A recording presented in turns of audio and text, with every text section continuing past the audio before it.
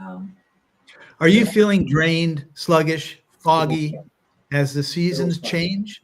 Let's reset your energy, immunity, and clarity with a single powerful superfood, one I've been using and taking for over 15 years. And that's why I look so young and I'm not disabled. More on that right after this.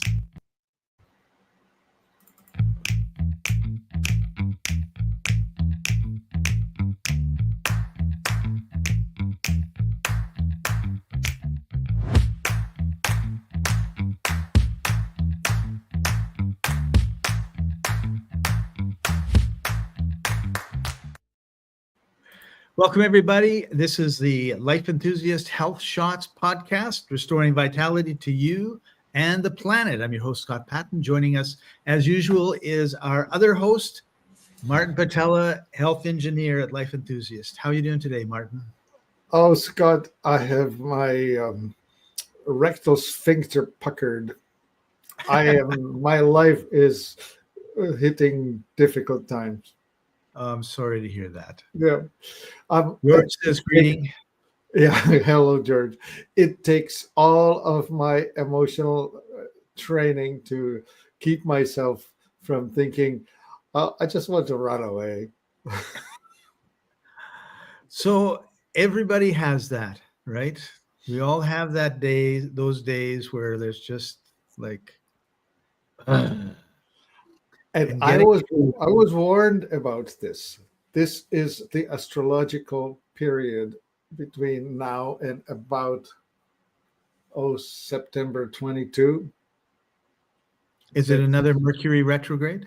It's not that. No, that's well, tell us about it. Tell us about it. Come on. Oh, come on. You're probably not the only person that has challenges right now. Well, we're heading into the new moon. The new moon's on the 7th, and it comes with a full eclipse in America, and then the full moon is on about the 21st of September, right at the equinox, and I just don't have it in my recent memory. I was looking at it about 2 weeks ago, and I was making mental notes saying, just survive all the way until the 22nd of September, and then things will be way easier. But what I do know is the following.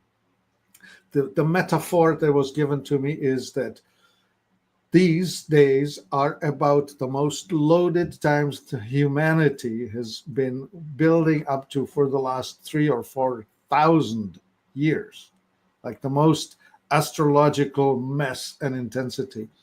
And if you could visualize a sand clock, what is it called? The hourgrass. Hourglass. The sand goes from the top into the bottom. And it's shaped like this, and then there's the narrow spot through which it drips one grain at a time, and then it opens out. That is in middle of February of 2026. We are going to fall out from this compression chamber at about February 26, and things will open up and will be easy. Until that time, crazy. Are things ever easy? Well, yeah. Like, for example, you step out of your door, and the wind is at 40 miles an hour, and the rain is coming at you practically horizontally. Or you come out and it's slightly overcast with mild temperatures, windless.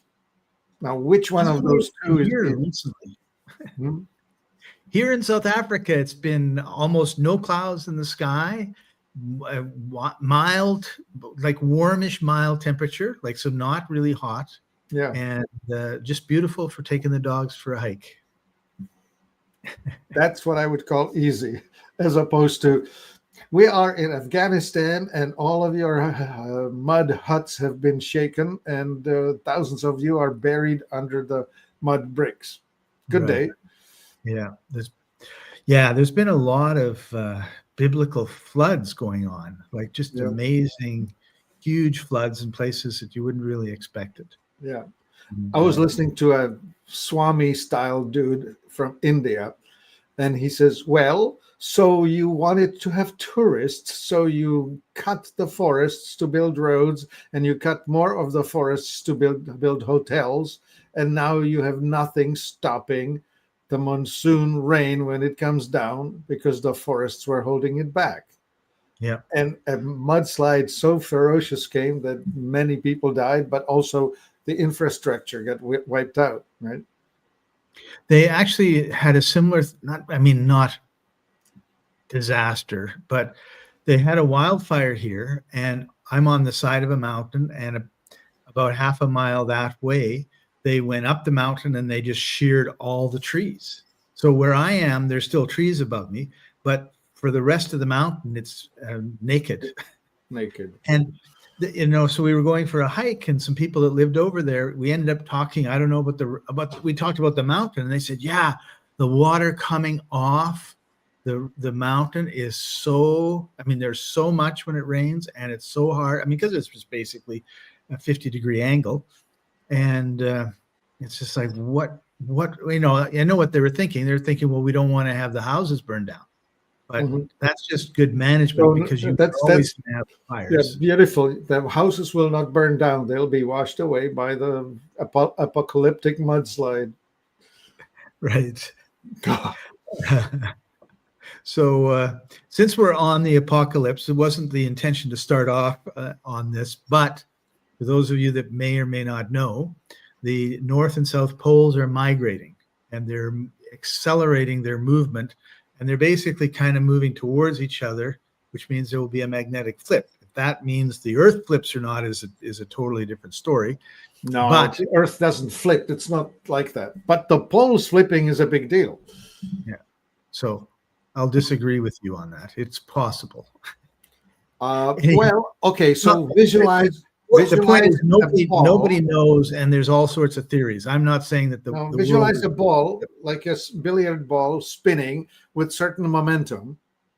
For it to flip over, it has to bump into something. I don't know what that something is. No, it doesn't. That's the weird thing. Like, they were up in zero gravity as far as they can get to that, and they had this thing spinning. And then I don't know, I don't remember exactly what they did, and it wasn't big, right? So, there's take all that into consideration. But the thing is flipping like this, and then all of a sudden it's flipping like this.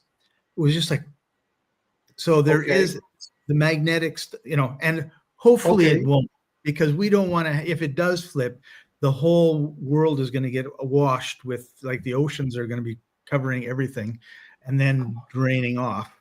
Yeah. Right?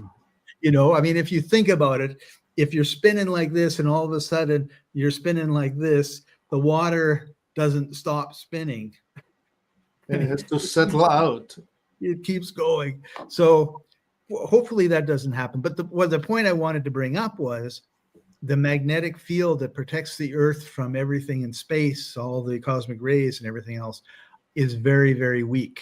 And so we have to be aware of the possibilities of a flare from the sun, frying all of our electronics and all sorts of things, right? So you need, and the point being, like, when you watch us and listen to us, is we hope that you will go and you will investigate and you will think of things and you will look and you will check out what we tell you about health. And there's lots of people that are watching the stars, that are watching the sun, and be prepared is the biggest thing, right? I don't know how I'm going to prepare for the fact that the famous Van Allen belt is weakened, and so my protection is gone. That's an interesting point. Like, for example, Mars doesn't have this, and the moon doesn't have this. And so people have been talking about, let's build a colony on the moon or on Mars. Well, listen, folks, it's not going to be that easy, because when you go out there, you'll be fully exposed, and you're going to have to figure out some level of magnetic protection. And we have these gadgets, these simple gadgets, like, for example, PEMF, pulsed electromagnetic frequencies. There's a gadget that essentially is like a blankie that lets you lay on top of it and they send magnetic pulses, and they are Oh, trying to simulate the field of the Earth, right? And there's this thing called the Schumann resonance, which is yes. around 9.7 or something like that beats per second hertz, right? So that would be the Like a, deepest sound that you hear is around 20. Elephants produce infrasounds. They're like between, say, 20 and 10, and this is a 10, right? So this is to a human ear, it's not comprehensible, but it's a oh, except right. deep, right? And that is what we simulate with these magnetic pads. And this was developed specifically by the Russians for their space program, because they were Ah, well aware of the fact that people were coming back seriously depleted. right. Osteoporosis kicks in, but aging kicks in. I don't know if you saw the pictures of the two people that were stuck on the space station. They thought they were going for 8 days and ended up in 8 months. No, I didn't see the pictures. No. I saw a side-by-side picture of leaving and coming back. And the guy looked like he put on not 1 year, but 20. Yeah, and that's what's going to happen if you try to go to Mars. Yeah, stuff like that will happen. So I don't know. I like Elon Musk for his great engineering abilities, but this colony on Mars, there are going to be some challenges that are currently not being discussed. Yeah. Yeah. Well, it's however many years at weightlessness to get there. So, how do you Yeah, keep your muscles? How do you keep your bones? yeah, And what sort of radiation is there out there? yeah. Do we actually know? Yeah, how many solar flares will you hit with no umbrella that we call the Van Allen belt? Right? Right. Uh, Homeless. okay. Well, to get Life is on so top, complicated. Okay, let me make your life even more complicated. Talk about what you really wanted to talk about. that's right. So, when Martin and I first met, of course, there's a line of superfoods called the Exela line, and one of the products is Iridesca. And for my whole life, I've been taking vitamin C's and vitamin B's and vitamin D's and this and that and everything else, and then I would stop. I would notice no difference whenever I stopped taking something, and I would stop sometimes just to see, like, is this making any difference? And then I started on the Iridesca, and I think it was probably 2 months. Like, I had 2 bottles, so 1 bottle a month for 2 months. So basically, my routine is a glass of water, 8-ounce glass of water, put a scoop in, swirl it around, which amazed me because I'd never put a scoop of anything in water, swirled it around, and had it, not need a blender, right? But it all dissolved beautifully. And I drank it. I'm happy to say that either my taste buds are way worse than they were, or the flavor has improved immensely, or I'm used to it. But You're accustomed. I'm accustomed. So you have to, it doesn't taste like a chocolate bar, folks, but it was, I really felt good. And you've commented a few times when I haven't had it about, differences in me. But when I stopped, it was like, oh, like, what's going on? I need that Iridesca. And so so for me, it's one of the reasons why I do these podcasts and work with Martin, is because I believe so much in the value of the products that he produces and vets and makes available to people on life-enthusiast.com. So with that introduction, Martin, tell us a little bit of the history of the Exela line and Iridesca and what it is. Yeah. And it's a crazy story. Back 1988, a 30-year-old fellow, Larry Meyer, who later renamed himself to Javari Oberon, suffering from aluminum toxicity that he picked up during his young man days carrying irrigation pipes, moving irrigation pipes in an agricultural setting. He would come home shiny from aluminum. Shiny hands, shiny belly, right? Like as you rub it, it just comes does off. that. Oh yeah, yeah. And especially like you're carrying this pipe that I don't know the length of it. I don't know, 50 feet, 60 feet, or something like that. Pipe yay big, and you're carrying it like you're hugging the darn thing, and you're bouncing with it as you go, right? Anyway, lots of effort. So that's part one. Part two, he was walking barefoot in fields that have been treated with agricultural things, whatever that may have been. I don't know. This was as a 30-year-old, that would have been 90s. So he would, yeah, well, glyphosate was just cutting in. Anyway, so there he is every spring now getting allergies so bad that he wanted to just rip his eyes out of his head. It was just, and he's a religious man, and he put in a prayer, dear God, offer me a solution or take me out of here. I cannot live my life this way. Wow. And wouldn't you know, when properly applied and asked, you shall receive. He wakes up from an inventor's dream. And in that inventor's dream, it's revealed to him that he needs to put emulsifiers, antioxidants, green things, mineral things, whatever, 12 things put together. Put this together. He did, took it, and became free of his allergies. It just left. And that was a product that was known as Exela, and later became the Exela 50. And it was the most successful network marketing company launch in a long while. And by about 1992, he had 72 employees, and he was selling $500,000 every month. And he was traveling to Costa Rica looking for fields where he's going to plant the whatever that he needs to grow. You know, like it was phenomenal takeoff. And the FDA came knocking on the doors and said, A, cease and desist. B, we're investigating. And C,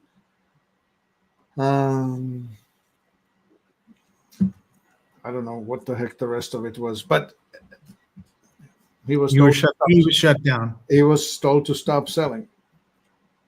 He had one other product and one other company that he was able to sort of keep going. But the network marketing company, when you introduce to it this level of uncertainty, all the serious promoters just say, well, this is crazy. I'm not going to spend my days working here hoping that it's going to turn out well. Right. They'll jump to the next ship.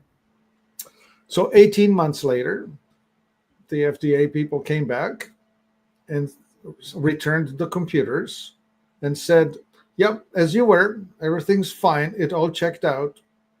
The one thing that they were not allowed to do is quote government-funded research on a brochure as if it was their own, which was something like, if you take Dunaliella per study over here, you will be replacing vitamin A successfully. So that was the one-liner that was allegedly the problem, a problem. Right. And now we're in 1995 or so, and the company's just on the rocks. I met Javari in 1996. By that time, he renamed himself.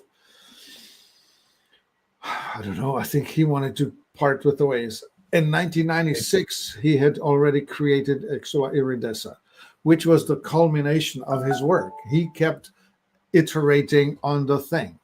And the iteration was that there are body systems, and all of them are natural, created by God, if you will, or at least evolution, and they will respond correctly to natural things and incorrectly to unnatural things. Well, we're sure seeing that, aren't we? Yes, we are. Yeah. Yeah. The And frogs of course, are that's part of the way people are, particularly inventors, right? Like you make something and then you say, okay, I've had some experience with this. What if I put this in or I put that in? And what if I fiddle with this and fiddle with that? And what if I do it this way and then I do it that way? yeah. And of course, So then people would come up to him and probably say things like, I have a problem with my liver. And he'll be thinking about it and he'll think, well, like, what about this and what about that? And now yeah, you've got a liver superfood. yeah, that's how it pretty much went. And so here he went from 12 baseline ingredients, and he kept developing. And the Exula Iridesca is made with 335. And I would like you to visualize it like this. You can make music with a string quartet. 2 violins, 1 viola, 1 cello, and you can make awesome music. Mozart and his buddies wrote all kinds of really pretty things. Yeah. Now you can expand on it a little, like you can add the woodwinds and the timpani, the drums, and whatever. And before you know it, you create this thing called a symphonic orchestra, and you're able to stage a symphony, something like the Beethoven's Ninth. Not only do you have several hundred people playing, but you can add to it a choir with soloists, right? And now you're doing la la da da da da da da da da da da. Totally different experience, right? And when you play this thing, I don't know which or who of you has not experienced the Ninth Symphony, the final piece with the choirs going, who have not been moved emotionally. Yeah. Right? Well, anyway, so the Iridesca is a lot like that. Everything is playing. And it's the richness of the textures and the rhythms and whatever. Now, in nutrition, what we are using is when you crack a seed, you expose it to oxygen. You need to have an emulsifier and an antioxidant present when you do that. And you need to bring it down in particle size, because when you expose things to the digestive system by eating it, the digestive system extracts only from the surface layer. Right. So if you have something the size of a golf ball compared to the size of the peas, there's way more surface area in the smaller pieces. And that's what we do. A teaspoon of Exula product will deliver extractable surface area, and it goes with the third to the power of 3, comparable to a tablespoon of something else, right? That's a really good point, Martin, is that you can have the bestest thing to eat, but if you can't absorb it, what good is it? Right. So, and the smaller the piece, like sand, like eating sand it isn't highly digestible, but you have a lot of surface area in a handful of hands, sand. But if you have one rock, you just have the outside of the rock that you're going to be able to. Yeah, the entire inside mass is inaccessible. Right.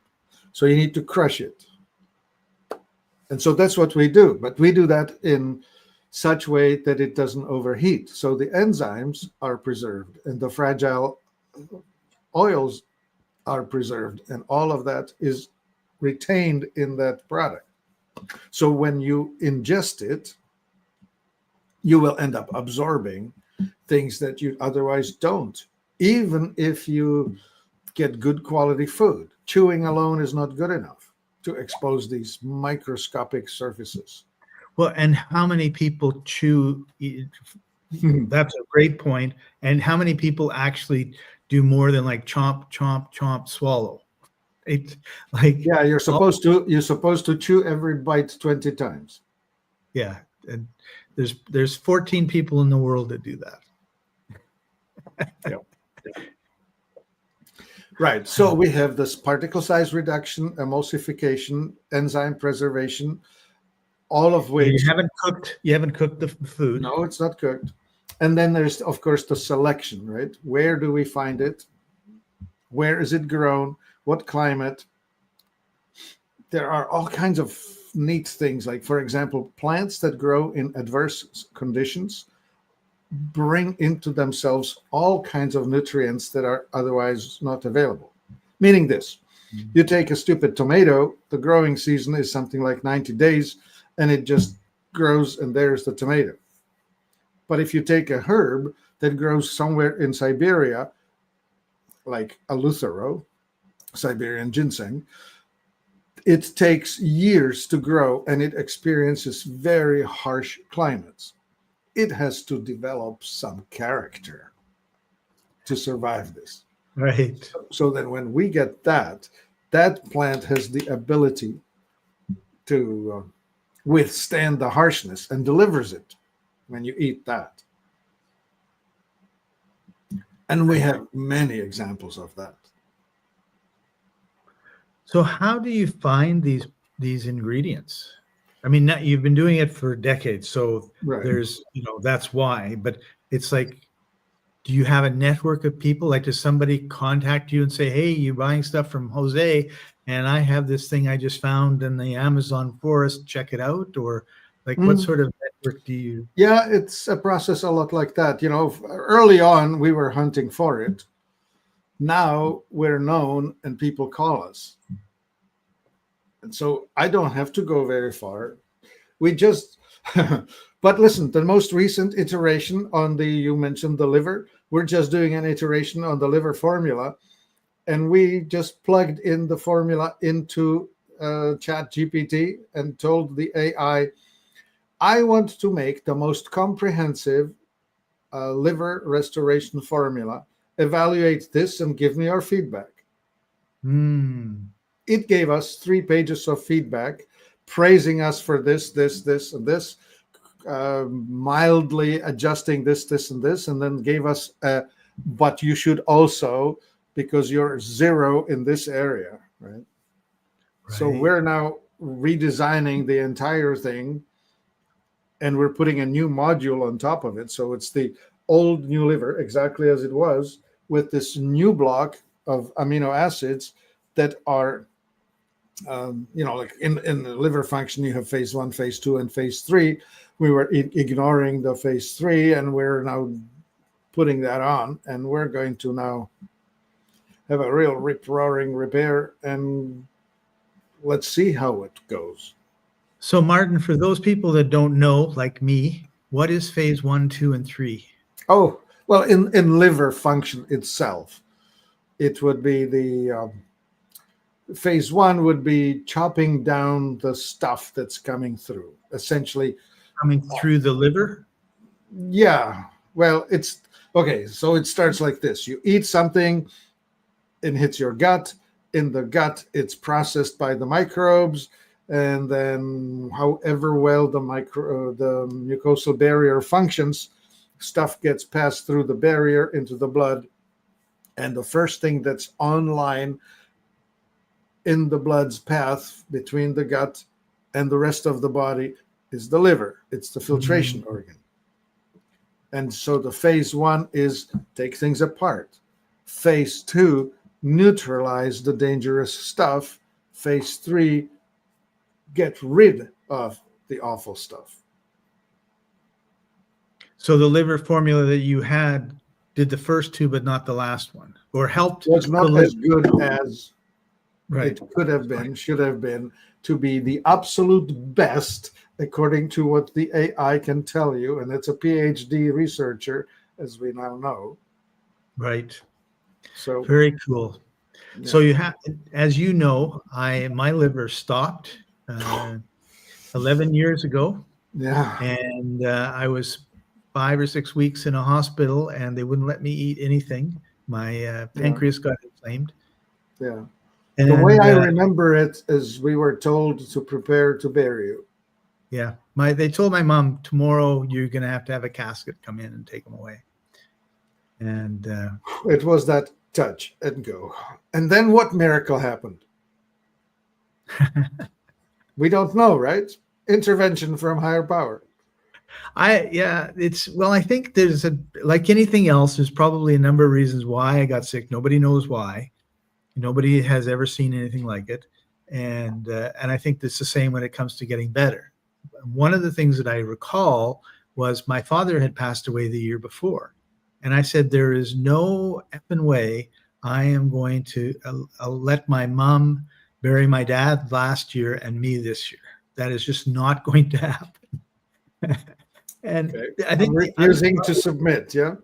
Yeah. And I think the other part of it was, I think I know the exact time that they told my mom, because she came. I don't actually know the exact time, but I think it was a certain day, because my mom comes in to see me. And I said, you need to get a lawyer because I need to change my will. And she was like a little freaked out. And everything is blurry to me. I mean, I was not at all there. And the nurse came in and gave me shit. But I think one of the reasons they reacted the way they did was because, like tomorrow is going to be his last day.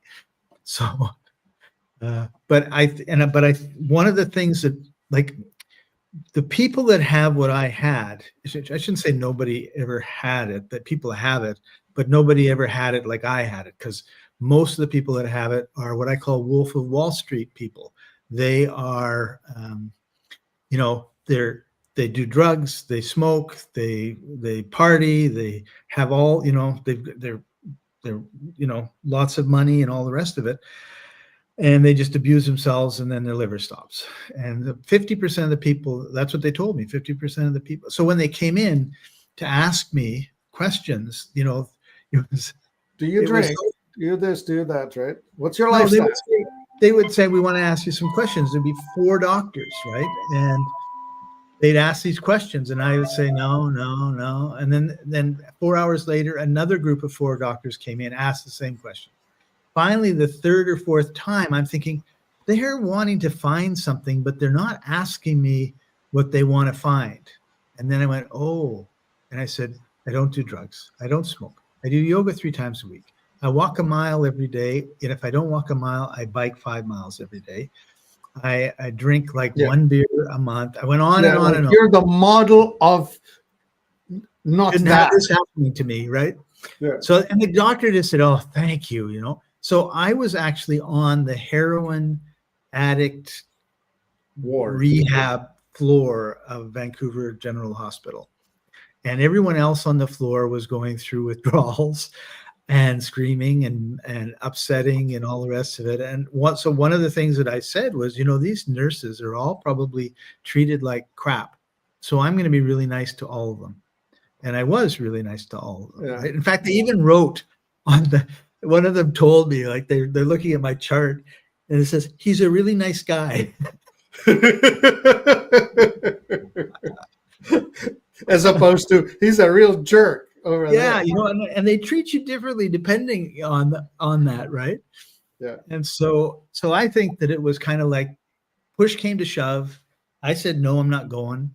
And I didn't need the white light in the tunnel part to decide I wasn't coming. I wasn't going, I mean. And then every day, like what they were saying was my enzymes were going up, up, up, up, up.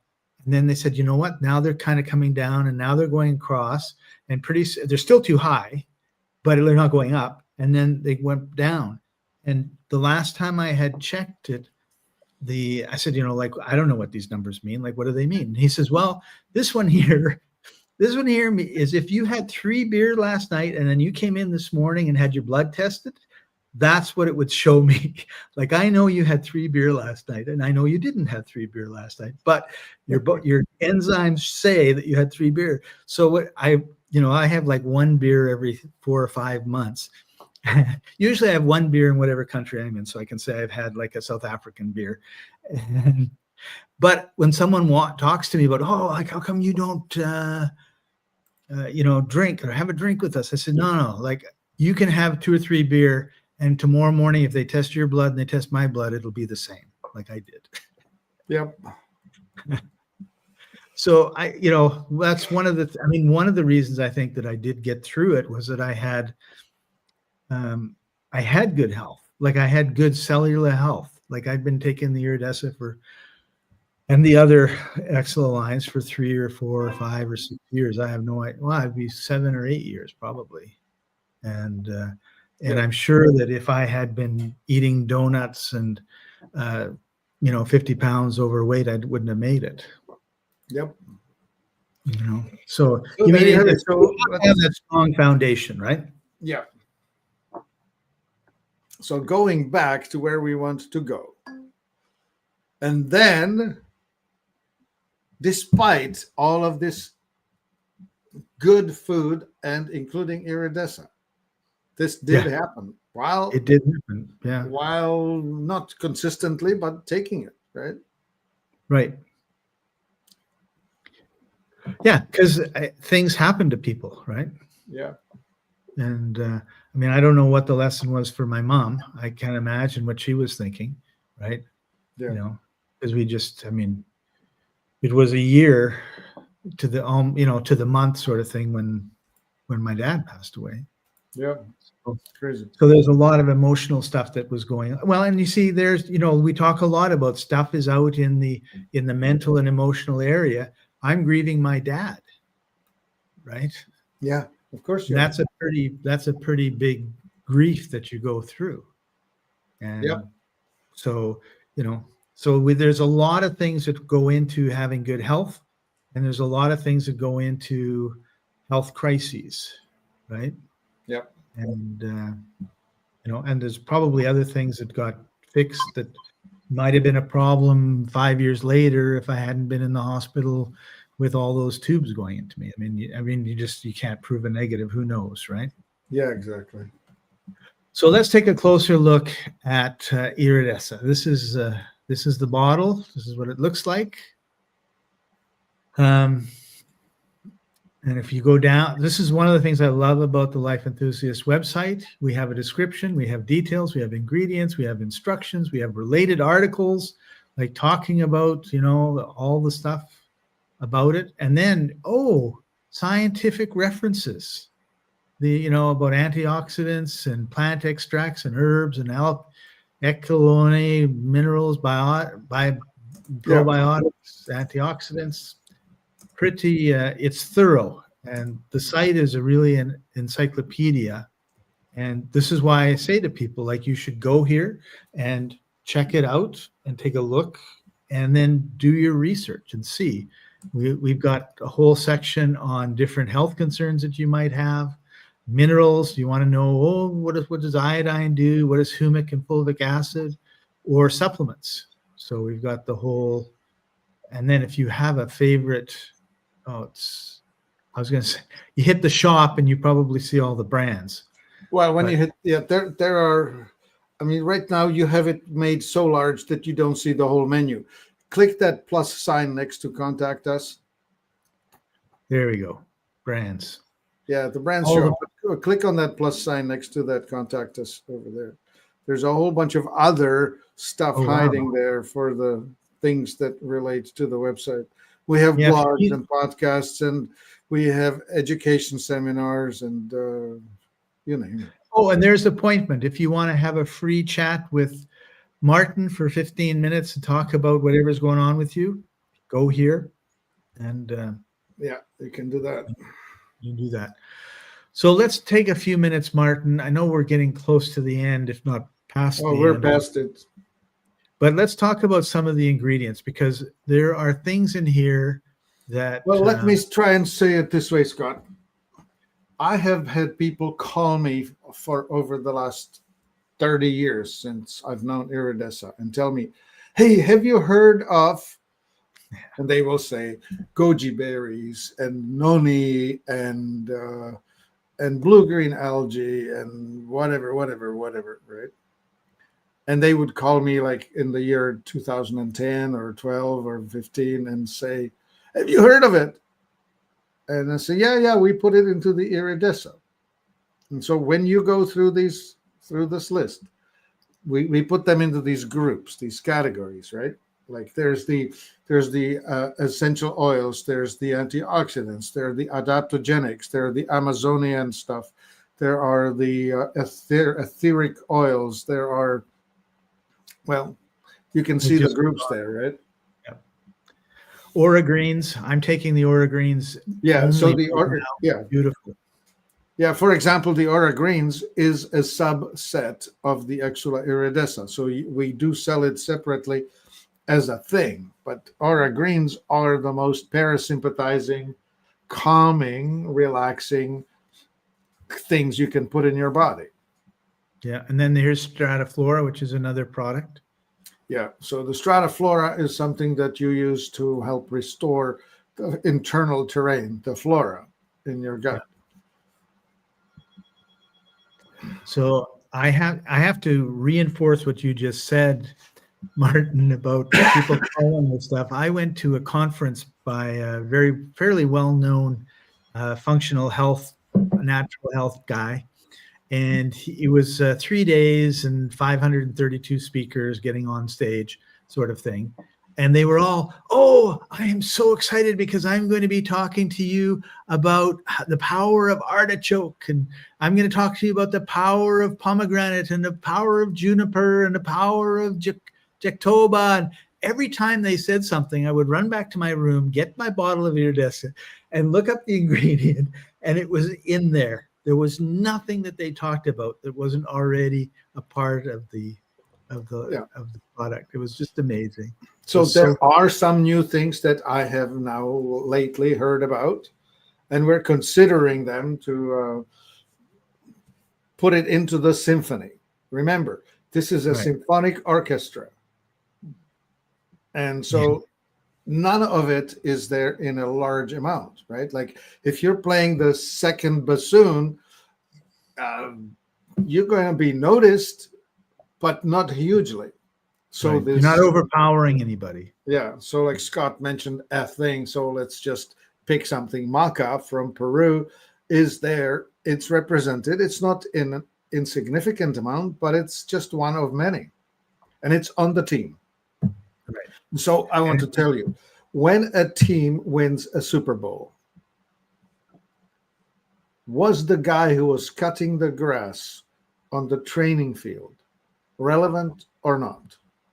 Of course. Was the guy who washed the uniforms for after all the practice sessions, did he contribute to the winning of the Super Bowl? Yeah. And the answer is, think about it. It all is there. Even the famous quarterback who wins the game have to have a receiver to throw the ball to, and have to have the guys who actually allow for the receiver to be free or whatever the deal is. And the quarterback needs to be protected. Right. And somebody has to call up the play. Right. All of that. Yeah. And this metaphor holds in so many ways, right? This is just a sports metaphor, but try and send a, I don't know, soldier, offensive lineman like me. Yeah. Send a platoon out into secure a hill. I don't know what the deal is, right? It's going to require total commitment and total collaboration. So I'm getting at that the Iridesca is a lot of members, some more important in a visible way, but all important in a team getting a long way. Right. And consistency is really important, right? Like you can have one glass and then you don't have it ever again. It's not going to do you a lot of good because you're constantly regenerating yourself, burning energy, doing all these things, and you need it. And true. I sometimes think, oh, I should have, apple cider vinegar, but it tastes terrible. I don't want to. And then I look at the product and, oh, there's some in there. So maybe it's not 2 liters of apple cider vinegar, but it's probably just what I need to have when I consistently have it every day. Yep. Right. Yep. And that's only half of the story. I could keep going about the details of how something is selected and why it's the better version of it than the other, and so on. Before I forget,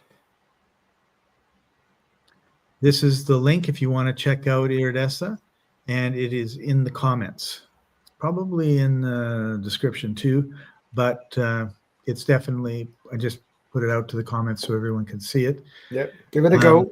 Yeah, we sell it in two sizes, a 60 teaspoon and a 150 teaspoon. And it's a better deal when you buy the big one. But if you just want to dip your toes, 60 teaspoons for $75. So it's just a smidge over $1 for a teaspoon, which is, well, 2 teaspoons a serving size, 3 teaspoons a decent serving size. So stop taking the Starbucks triple latte Americano Frappuccino, and which costs $7, and put it into your health instead. Yeah, if you do $7 worth of Iridesca a day, you'll be unstoppable. Yeah. And my bottle is going through South African customs right now. As I mentioned, I'm in Cape Town. They asked for some ingredients and what it's for, so I went to the site, copied and pasted. Anything that sounded too dangerous for the health authorities, I omitted, and hopefully it'll be delivered soon. Yeah, So you just tell them it's a complex salad. It's a complex salad. That's what I'm going to tell them. Yeah. And there's nothing in there that's going to hurt anybody. They don't care about that. They don't mind if it hurts. They just don't want it to make you better. Yeah. Did I say that out loud? Yeah. So to just tie a bow on everything, Martin, thank you for taking time out of your busy day, everybody. We really appreciate you joining us. And Marit Evans gets the last word. History shows the earth has flipped at least twice before and another is coming. That is the day's darkness. There are always some survivors. Well, Marit, I hope you're included in the 144,000 chosen that are predicted to have made it through. Right. So, yeah, and, check out, you really should spend some time figuring out what are you going to do if everything stops. Does everything last forever? Hasn't so far.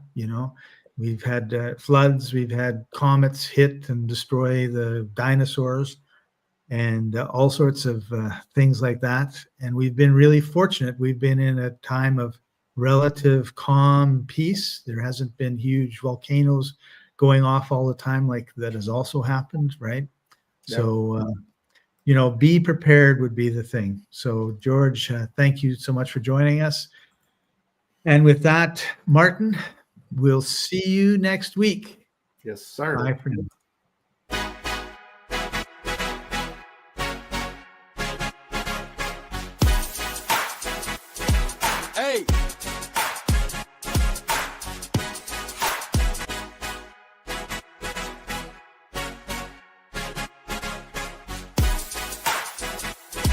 Hey!